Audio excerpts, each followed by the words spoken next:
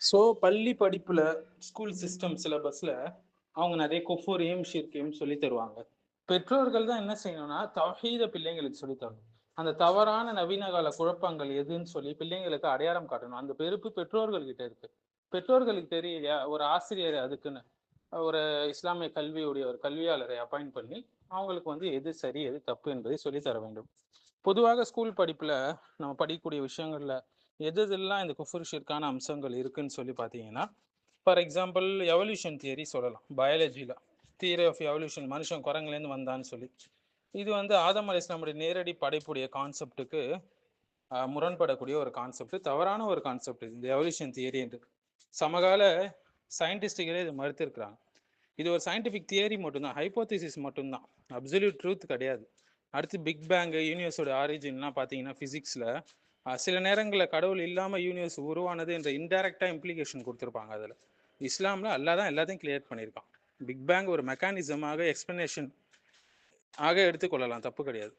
Social சயின்ஸில் பார்த்தீங்கன்னா moral science கற்றுக் கொடுப்பாங்க. எல்லா மதமும் ஒரே மதம் தான், அப்சல்யூட் ட்ரூத், ஒரு நிரந்தரமான உண்மை என்பது எதுவும் இல்லை என்பது சொல்லி தருவாங்க. நோ அப்சல்யூட் ட்ரூத் என்ற கருத்துக்கள் சொல்லி தருவாங்க. இது வந்து ரிலேட்டிவிசம், இஸ்லாமுக்கு எதிரான ஒரு கான்செப்ட். ஸோ இது போன்ற விஷயங்கள்லாம் குஃபரான ஷிர்கான விஷயங்கள் அவங்க கற்று தர்றது. பேங்கிங் சிஸ்டம்ஸில் ரிபா இன்ட்ரெஸ்ட்டை வந்து இன்ட்ரெஸ்ட்டாக சொல்லி கொடுக்குறது. ஆக்சுவலாக ரிபா என்பது வந்து ஒரு மோசமான ஹராமான விஷயம். அதெல்லாம் எக்கனாமிக்ஸ் போன்ற விஷயங்களில் ஈஸியாக சொல்லி தருவாங்க, அதெல்லாம் ஒரு பிரச்சனையே இல்லை என்பது போல்.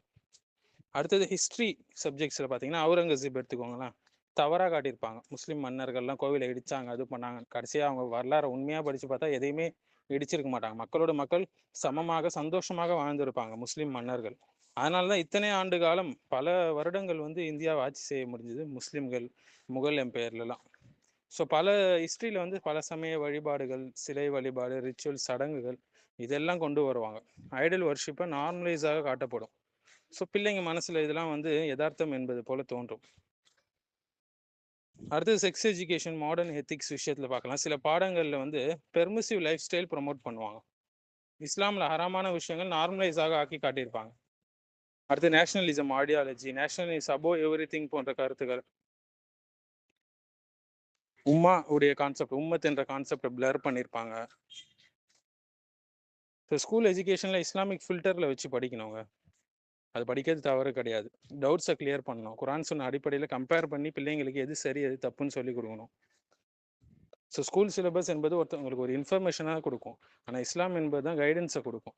இன்ஃபர்மேஷனை பிளைண்டாக அக்செப்ட் பண்ணால் ப்ராப்ளம் தான், அது குஃபர்லையும் ஷிர்க்லையும் ஹராம்லையும் கொண்டு போய் விட்டுடும். ஆனால் இஸ்லாமிக் எஜுகேஷனை வச்சு நீங்கள் ஃபில்டர் பண்ணும்போது கைடன்ஸ் நமக்கு கிடைக்கும். படிப்பது தவறு இல்லை, ஆனால் நம்புவதற்கு முன்னாடி சோதிக்கணும் ஒரு விஷயத்த.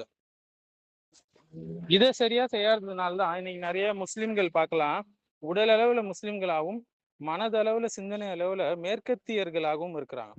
வெஸ்டர்ன் மைண்டு தான் அவங்களுக்கு இருக்கு, வெஸ்டர்ன் வேல்யூஸை தான் அவங்க ஃபாலோ பண்ணுறாங்க. இஸ்லாமிக் வேல்யூஸோட காரணம் வந்து அவங்க ஸ்கூல் சிஸ்டம் வந்து அவங்களுக்கு குஃபரையும் ஷிர்கையும் ஹராமே சொல்லி கொடுத்தது. அதை தெளிவுபடுத்தக்கூடியதுக்கு போதுமான ஆசிரியர்களோ திறன்பட செயல்படக்கூடிய பெற்றோர்களோ இதற்கு ஸ்டெப்ஸ் எடுக்கல என்பதை தான் சொல்ல முடியும். மேஸ்லோஸ் ஹைராக்கி ஆஃப் நீட்ஸ், இது எல்லாமே இதில் நிறைய தவறான விஷயங்கள்லாம் இருக்குது, இஸ்லாம் முரணான விஷயங்கள்லாம். ஸோ வந்து பயாலஜி கிளாஸில் முக்கியமாக 8ஆவதுலேருந்து 12வது சப்ஜெக்ட்ஸில் நம்ம பார்க்கலாம் இல்லையா, மனுஷன் குரங்குலேருந்து வந்தான்னு சொல்லக்கூடிய இந்த கான்செப்ட், எவல்யூஷன் தியரி, அப்புறம் பயோஜெனிசிஸ், உயிர் தானாக உருவாச்சின்னு சொல்லக்கூடிய தியரிகள், இதெல்லாம் +1 +2 வரும். அடுத்து ஃபிசிக்ஸ் காஸ்மாலஜியை பற்றி பேசும்போது பிக் பேங் தியரி எல்லாம் ஒரு ஏத்திஸ்டிக் நாத்திகவாதியோட ஆங்கிள் எக்ஸ்பிளைன் பண்ணுறது. ஃபிசிக்ஸில் 9th to 12th சப்ஜெக்ட்ஸில் பார்க்கலாம். படைப்பாளி இல்லாமலே யூனிவர்ஸை எக்ஸ்பிளைன் பண்ணுவாங்க. சயின்டிஃபிக் நேச்சுரலிசம் ப்ரொமோட் பண்ணுற மாதிரி சில சப்ஜெக்ட்ஸில் வரும். ஃபிசிக்ஸு ஜென்ரல் சயின்ஸில் நேச்சர் மட்டும்தான் காரணம் எல்லா படைப்புக்கும் என்பது போல் வரும். சைக்காலஜியில் பார்த்தீங்கன்னா சிக்மன் ஃப்ராய்டுடைய தியரி, அதாவது செக்ஷுவல் டிரைவை மட்டும் ஃபோக்கஸ் பண்ணுறது, மனிதனை வந்து ஒரு செக்ஷுவல் டிசைரில் மட்டும் இயக்கப்படுறான்னு சொல்கிறது. டிட்டர்மினிசம், ஃப்ரீ வில்லை டினைல் பண்ணுறது, மனுஷனுக்கு சுய தேர்வு இருக்கிறத டினை பண்ணுற மாதிரி வரக்கூடிய சில சப்ஜெக்ட்ஸ். சிவிக்ஸ் சப்ஜெக்ட்ல பார்த்தீங்கன்னா, சோஷியல் சயின்ஸில் சிவிக்ஸில் பார்த்தீங்கன்னா, பொலிட்டிக்கல் சயின்ஸில் பார்த்தீங்கன்னா செக்யுலரிசம் ப்ரொமோட் பண்ணுற மாதிரி வரக்கூடிய எக்ஸ்ட்ரீம் வேர்ஷன் சப்ஜெக்ட்ஸ் பார்க்கலாம். மார்க்கம் வந்து பப்ளிக் லைஃப்பில் வேண்டாம் என்று சொல்லக்கூடிய சிவிக்ஸோடைய கான்செப்ட்ஸ் நீங்கள் பார்க்கலாம் 6ஆவதுலேருந்து 10வது சப்ஜெக்ட்ஸில். அடுத்து அல்ட்ரா நேஷனலிசம் ப்ரொமோட் பண்ற மாதிரி, நேஷன் பெருசு தீன விட என்பது போல. அடுத்து ஹியூமனிசம் ப்ரொமோட் பண்ற சப்ஜெக்ட்ஸ் பொலிட்டிக்கல் பிலாசபில மனிதன் தான் அத்தாரிட்டி என்பது போல காட்டுவது. ஏற்கனவே பார்த்த மாதிரி சோசியல் சயின்ஸ்ல ரிலேட்டிவிசம் ப்ரொமோட் பண்றது, ஆல் ரிலிஜன்ஸ் ஆர் சேம் சொல்றக்கூடிய விஷயங்கள். அடுத்து லிபரல் மொராலிட்டியை ப்ரொமோட் பண்ற மாதிரி, எல்லாமே ஓகே தான், எல்லாமே அவங்கவுங்க பார்வையில் வேறுபடும் என்பது சொல்வது. ஹிஸ்ட்ரியில் ஐடியல் வர்ஷிப்பை வந்து நார்மலைஸ் ஆக்கி காட்டுறது, கற்பனையை உண்மையாக காட்டுறது, உண்மையை கற்பனையாக காட்டுறது ஹிஸ்ட்ரியில். அதான் கை வந்த கலையாச்சு எல்லாருக்கும். ஆர்ட்ஸ், மீடியா, கல்ச்சர் இது போன்ற விஷயங்கள்ல மியூசிக்கை வந்து குளோரிஃபை பண்றது, அதாவது இசையை வந்து பெரிய ஒரு முக்கிய விஷயம் போல காட்டுவது. கலை மற்றும் கலைத்துறையில் இந்த மாடஸ்டியை குறைவாக காட்டுறது. மேலும் சோஷியாலஜியில் பார்த்தீங்கன்னா ஃபித்ராவுக்கு எதிராக அப்சல்யூட் ஃப்ரீடம் ஐடியாலஜி ப்ரொமோட் பண்ணுற மாதிரி வரக்கூடிய சப்ஜெக்ட்ஸு, எதை வேணாலும் செய்யலாம் என்பது போல கான்செப்ட்ஸு. ஸோ ஹோம் ஸ்கூலிங்கோட முக்கியத்துவம் ரொம்பவே தேவைங்க. குறிப்பாக இந்த காலகட்டத்தில் ஹோம் ஸ்கூலிங் கண்டிப்பாக பண்ணியே ஆகணும். ஏன்னா ஸ்கூல் சிஸ்டம்ஸ் நிறைய அவங்க பிள்ளைங்களுக்கு குஃபுரையும் ஷிர்கையும் சொல்லி கொடுக்குது அந்த பாட புத்தகத்தில். நம்ம தௌஹீதை பிள்ளைகளுக்கு சொல்லி கொடுக்கணும். இல்லைன்னா அவங்க சிந்தனை அளவில் மேற்கத்திய சிந்தனையில் போயிடுவாங்க, உடல் அளவில் தான் முஸ்லீம்களாக இருப்பாங்க. அந்த பிரச்சனை இப்போலேருந்தே இருக்குது. ஸோ ஹோம் ஸ்கூலிங் வீட்டு முறை கல்வி என்றால் என்னன்னு பார்த்தீங்கன்னா, பெற்றோர் அல்லது தனி ஆசிரியர்களை வீட்டில் அப்பாயிண்ட் பண்ணி குழந்தைங்களுக்கு கல்வி கொடுப்பது. ஸோ இதனால என்னென்ன ப்ளஸ்ஸஸ் நன்மைகள் பார்த்தீங்கன்னா, குழந்தையுடைய வேகம் திறமைக்கு ஏற்ப கற்றுக்கொள்ள முடியும். மேலும் இஸ்லாமிய கல்வியும் கூட சேர்த்து கற்றுக்கலாம், நல்ல பண்புகளையும் கூட சேர்த்து கற்றுக்கலாம். ஒரு டாக்ஸிக் என்விரான்மெண்ட் இருக்காது, புல்லிங் பண்ணுறது, பேட் இன்ஃப்ளூயன்ஸ் இல்லாமல், கெட்ட நண்பர்கள் இல்லாமல் பாதுகாப்பாக பிள்ளைங்களை வளர்க்க முடியும். ஒரு கிரியேட்டிவ் ஃப்ரீடம் உருவாக்க முடியும். அது இந்த ரூட் லேர்னிங் இல்லாமல், இந்த மனப்பாடம் குருட்டு மனப்பாடம் இல்லாமல் ப்ராக்டிக்கல் லேர்னிங் வந்து நம்ம கற்றுக் கொடுக்கலாம். ஃப்ளெக்சிபிள் டைமிங் இருக்கும், நேர கட்டுப்பாடுலாம் கிடையாது. இதில் பேரண்ட்ஸுடைய கமிட்மெண்ட் ரொம்ப வேணுங்க. வெறும்னே டீச்சர்ஸ் மட்டும் நம்பி இருக்க முடியாது. சோஷியல் இன்ட்ராக்ஷன் குறைய வாய்ப்பு இருக்குது. ப்ராப்பர் கரிக்குலம் பிளானிங் பண்ணணும். ஸோ இந்திய பள்ளி முறைகளில் பொதுவாக ஸ்கூல் சிஸ்டமில் என்ன பிரச்சனைகள் பார்த்தீங்கன்னா, நீங்கள் சொன்னது போல் இந்திய பிரிட்டிஷ் ஸ்கூல் சிஸ்டம் எஜுகேஷன், காலனித்துவ காலத்தில் பிரிட்டிஷோடைய எஜுகேஷன் சிஸ்டம் தான் இன்னைய வரைக்கும் நம்ம நாட்டில் வந்து பின்பற்றிட்டு வராங்க.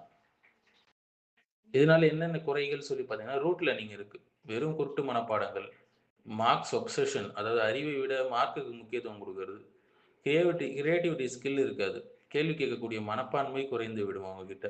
ஒரு கொலோனியல் மைண்ட் செட் இருக்கும், ஜாப் சீக்கர் மைண்ட் செட் தான் இருக்கும், ஜாபை உருவாக்குற மைண்ட் செட் இருக்காது. ஸ்ட்ரெஸ்ஸு, மென்டல் ப்ரெஷர் அதிகமாக இருக்கணும், எக்ஸாம்ஸு, காம்படிஷன் ஓவர்லோடால். இதை வந்து தாமஸ் பேபிங்டன் மெக்காலே உருவாக்கிய எஜுகேஷன் சிஸ்டம் என்று சொல்லுவாங்க. இதை பலர் விமர்சிக்கிறாங்க. அவர் நோக்கம் என்னன்னா, பிரிட்டிஷ்களுக்கு வந்து கைக்கூலியாக இருக்கிறதுக்கு கிளர்க்ஸை உருவாக்குவது தான் இந்த அவருடைய சிஸ்டம் சொல்லி கொடுக்குது, எஜுகேஷன் சிஸ்டம். இண்டிபெண்டன்ட் திங்கர்ஸை உருவாக்குற அளவுக்கு அந்த சிஸ்டம் இல்லை. சுயமாக திங்க் பண்ணக்கூடியவர்களை உருவாக்கக்கூடிய அந்த சிஸ்டம் இல்லை. பெஸ்ட் எஜுகேஷன் சிஸ்டம் உலகத்துல எங்கே இருக்குன்னா, ஃபின்லாண்ட் எஜுகேஷன் சிஸ்டம் சொல்லுவாங்க. ஏன் பெஸ்ட்டுன்னு சொல்லப்படுதுன்னா, அதில் வந்து நோ ஹெவி எக்ஸாம்ஸ்லாம் கிடையாதுங்க, ஸ்ட்ரெஸ் இல்லாமல் படிக்கலாம், கான்செப்ட் அண்டர்ஸ்டாண்டிங் இருக்கும், குருட்டு மனப்பாடம் கிடையாது, ரொம்ப கம்மியான ஸ்கூல் நேரங்கள் தான், ரொம்ப ஹை குவாலிஃபைட் டீச்சர்ஸ் இருப்பாங்க, எல்லாருக்கும் ஏழை பணக்காரர் எல்லாருக்குமே வந்து ஃப்ரீ எஜுகேஷன், நல்ல தரமான எஜுகேஷன், ப்ளே பேஸ்டு லேர்னிங் இருக்கும், விளையாட்டு மூலியமாக கற்றுக்கொள்வது. ஸோ ஸ்டூடெண்ட்ஸ் சந்தோஷமாக க்ரியேட்டிவாக ஸ்கில்டாக உருவாவாங்க. காம்படிஷன் இல்லாதனால ஒரு கொலாபரேஷன் மூலிமா உருவாவாங்க. பானு வீட்டு முறை கூட சிறந்த ஒரு கல்வி முறை, அது ஆன்லைனில் இருக்குது. அதில் வந்து சில வரக்கூடிய ஷிர்கான குஃப்ரான விஷயங்களை தவிர்த்துட்டு நிறைய நல்ல விஷயங்கள் இருக்குது, அதில் பயன்